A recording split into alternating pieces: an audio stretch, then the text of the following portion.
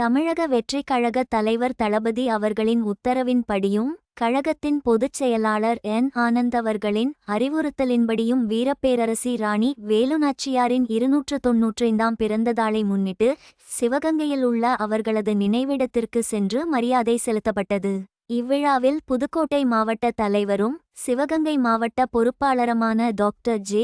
பர்வேஸ் மற்றும் சிவகங்கை தெற்கு மாவட்ட தலைவர் எஸ். முத்துபாரதி மற்றும் சிவகங்கை வடக்கு மாவட்ட தலைவர் எம். ஜோசப் தங்கராஜ் மற்றும் தலைமை நிர்வாகிகள், தேவக்கோட்டை நகர தலைமை நிர்வாகிகள் தலைவர் ஏ. சிவசங்கரன் மற்றும் நகர தலைமை நிர்வாகிகள் சார்பு அணி நிர்வாகிகள், ஒன்றிய நிர்வாகிகள் மற்றும் கழகத் தோழர்கள் திரளாக கலந்து கொண்டனர்.